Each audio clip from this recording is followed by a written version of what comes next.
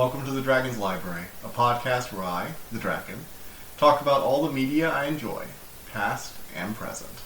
If you like this podcast, please subscribe. So far in the Dragon's Library's premiere, we've done a video game and a book. I think we should round out with a TV show and a movie this week. So we're going to have 2 episodes this week. Today's episode is going to be about a TV show, WandaVision, and on Friday, I'm going to have another podcast released about Raya and the Last Dragon, a movie that's come out recently.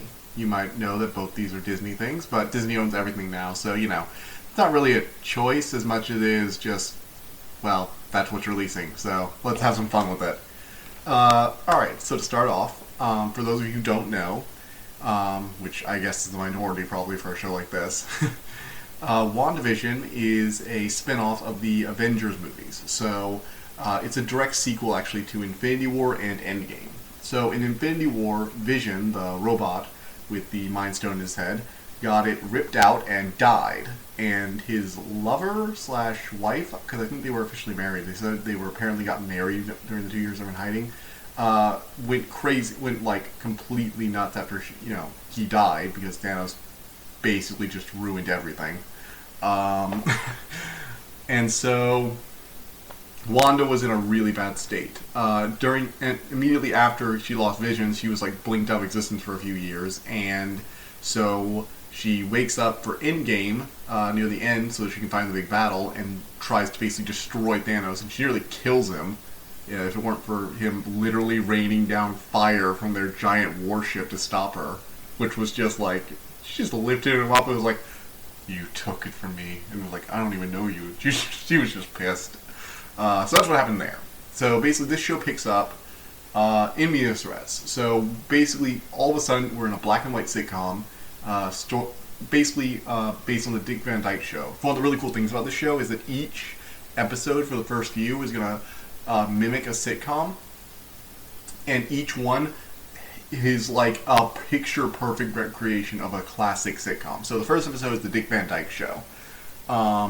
And it's all this black and white, and Wanda and Vision are just coming into this new suburban home. It's like, wasn't he dead? It's like, yeah, he was dead. I guess we'll see where this goes. The next episode is Bewitched, and the first few episodes they're just kind of getting up to sitcom hijinks. Oh, there's a talent show they have to do for a charity. Oh, the boss is coming over, and each time in the middle of doing something, the reality will start to just like break. So in the first episode, the boss who came over to eat dinner with them starts choking, and everybody starts getting really weirded out, and they're just like, "Stop it, stop it, stop it," like a glitched video game character. The second episode, there's like a radio that starts asking, "Wanda, who's doing this to you, Wanda?" If you've seen any of the trailers, you've seen like both these scenes before the show even came out. And so the whole idea is that somehow reality is being altered. The third episode goes for a Brady Bunch version of the sitcom, and it ends with this mysterious note because people start acting even weirder. Vision started noticing things are going on. Wanda's acting like cagey, like she might actually know what's happening. And the episode ends with this friend who's been played by the actor who's going to be playing Monica Rambeau. You might know her as the kid for the best friend's daughter from Captain Marvel. She's grown up now, so. In the fourth episode, we find out she's a SWORD agent, and SWORD is basically the new S.H.I.E.L.D. From the movies. They're a secret government organization that handles all the paranormal and superhero stuff. And they're supposed to be specifically handling space and sentient weapons and stuff like that. So, people with powers. And Monica is grounded because she's supposed to be part of their space program, but because she was blipped out of existence, like Wanda was, she's currently grounded just while she's recovering. You gotta stay down. So she's sent off to investigate these disappearances. Well, it turns out there's this energy field around this town, and anything that goes in doesn't come out. And Monica decides to stick her hand in it, because she's a professional, ladies and gentlemen. She's a professional. She stuck her hand, she's like, we sent a drone in there, it didn't come out. Well, it looks like some kind of energy field. Let me stick my hand in it. Monica, that's not safe. Monica, what are you doing? That whole scene going back is just hilarious. Like, it's beautiful.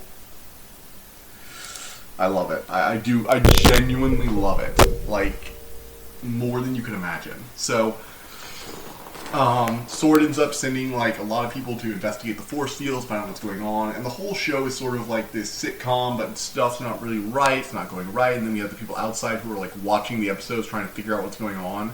It's really cool though. They actually feel like people that like watch episodes frame by frame to dissect the mysteries. Like they'll have boards like, why is it hexagon? Why, here's this person, this is their real life name and stuff. Alright, we need to figure out who each of these people are in the hex. And it feels like they're actually solving a mystery. I have to give it to them. Now, the person in charge, the head of Sword, is definitely hiding something. Eventually they manage to get Monica. Monica gets blasted out by Wanda when she figures out somebody's infiltrated the hex because she got drawn in. And basically, Monica finds out that, you know, Vision. Basically, what they said is that Vision was stolen by Wanda, and that Wanda resurrected him. We think, oh, she brought his body back. She animated him because now she has these reality-controlling abilities because of her grief. Her grief triggered a massive explosion of power, apparently. Turns out that's actually okay.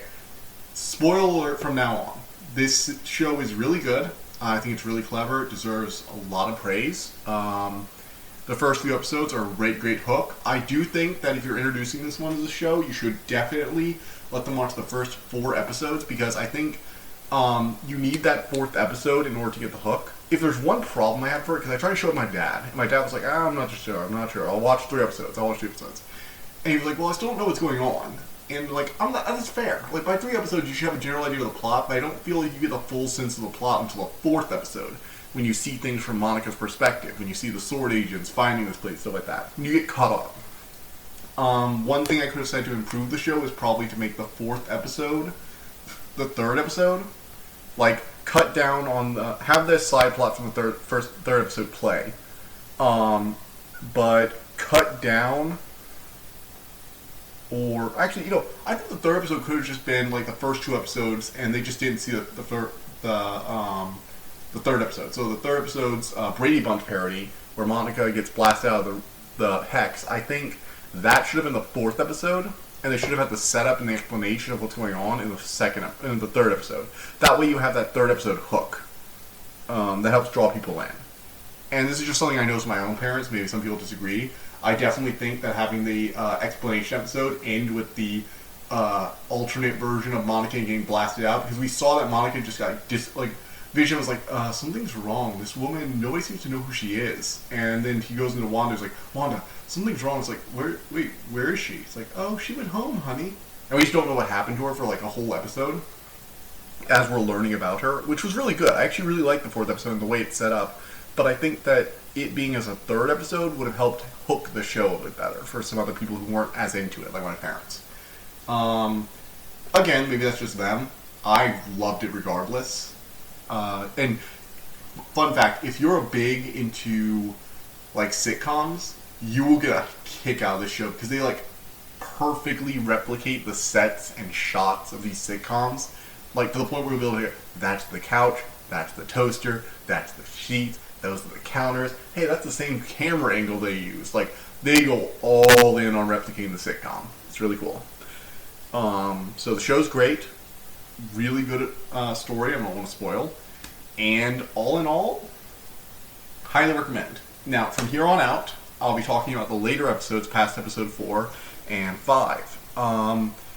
This will be heavily spoilers, so I'll be talking about a few things that will be, you know, surprises, and even the ending of the show. So if you haven't watched it, go ahead and watch it. If you have and just want to hear my thoughts on it, you can keep listening. Alright, now that all the people who had to leave are gone, I love this show so much. The ending was wonderful. So basically, if we all know what happens, but I'll explain it for the people who kept listening anyway, despite me telling them they should watch the show first. I know who you are, because I was you, and basically every time I've ever watched one of these. God, what am I doing? Anyway, there was a nosy neighbor named Agnes, who was actually Agatha Harkness, and she's a witch. Because Wanda, spoiler alert, is a witch. And that's her powers. Her powers are actually just magic. Go figure. Oh, right, everyone who ever read the comics, or even heard the comics, knew that. And she does get her superhero name, she gets her costume, it's really cool. She actually learns a bit about magic. She actually...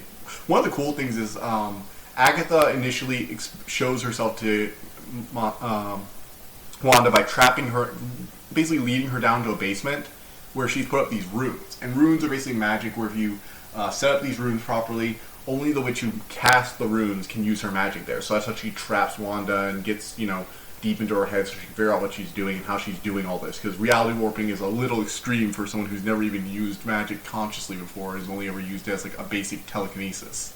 She's like, how did you do this? Like, oh, I need to look into your past, figure out what happened.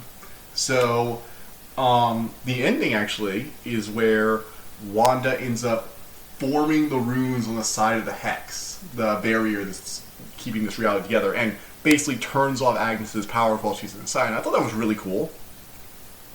I really like Wanda's kids, especially that heart-wrenching scene at the end where she's like saying goodnight to them as the hex recedes, knowing that once it completely fades away, this house and her children will die along with her husband. They'll just cease to exist. And it's like, damn, Wanda, you've been through some shit.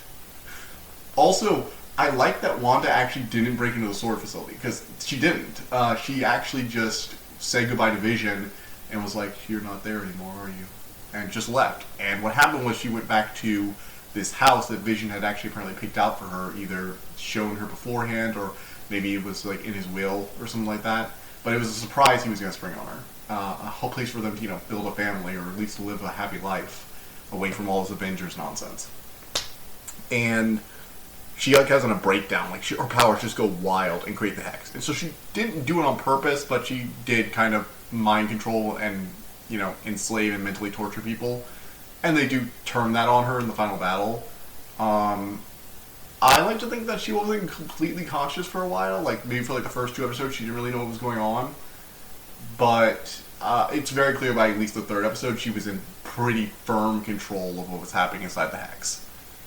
And she's sort of kind of becoming an anti-hero, or maybe even a villain. We'll definitely be seeing her in Doctor Strange, so that's going to be fun. I can't wait. I still can't believe they're probably going to be going with that mom pun. If you watch any other shows, you know what I'm talking about. If not, Multiverse of Madness is a anagram for mom, so a lot of people think she's going to be trying to resurrect her kids, and she's going to be like a villain in that movie. It was very dumb when I kept hearing it online, and now it's probably going to be a thing, and I'm just, imagine me just sitting here face palming. I'm just face palming. Anyway. So, the big climactic battle at the end. Now, the Vision we're with, is basically just a construct of Wanda's magic. But the body was being used by SWORD, because, spoiler alert, the director is, of course, evil. Or at least, you weren't here. Our means are justified. That character. It's like, I've been through some shit, you weren't here during it, and we had to do this. This is necessary nowadays. That excuse. So he turned Vision's body into sort of like an evil Vision, who's just like pure programming and, doesn't have any of his memories.